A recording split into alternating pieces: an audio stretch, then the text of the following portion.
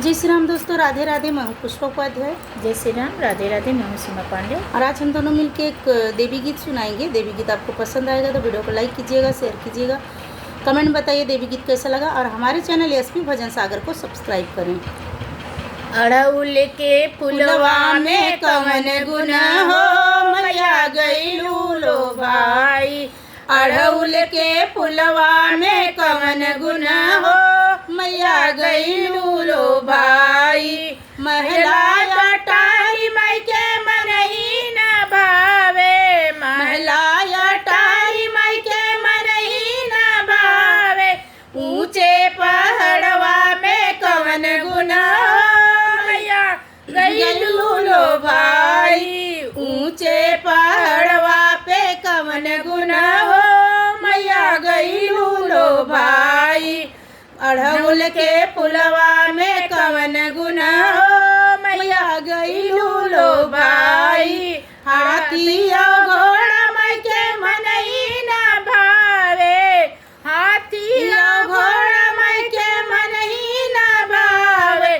जंगल के शेरवा में कवन गुण हो, मैया गईलू लो भाई। जंगल के शेरवा में कवन गुण हो, मैया गईलू लो भाई।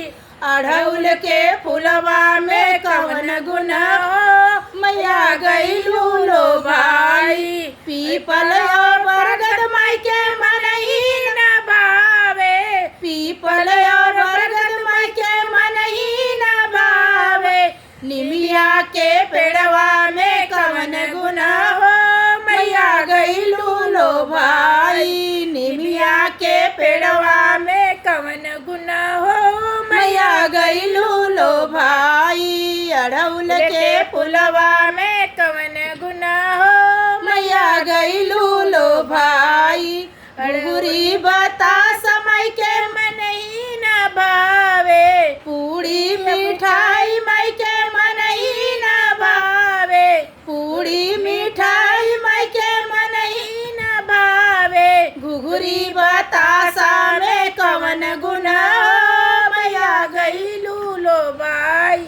घुघुरी बतासा में कवन गुण हो, मैया गईलू लो भाई। अड़हुल के फुलवा में कवन गुण हो, मैया गईलू लो भाई। अड़हुल के फुलवा में कवन गुण हो, मैया गईलू लो भाई। साड़ी और पियरी माई के मन ही न भावे, साड़ी और पियरी माई के मन ही न भावे। गोटेदार चुनरी में कवन गुण हो, मैया गईलू लो भाई। ललकी चुनरिया में कवन गुण हो, मैया गईलू लो भाई। अड़हुल के फुलवा में कवन गुण हो, मैया गईलू लो भाई। अड़हुल के फुलवा में कवन गुण हो, मैया गईलू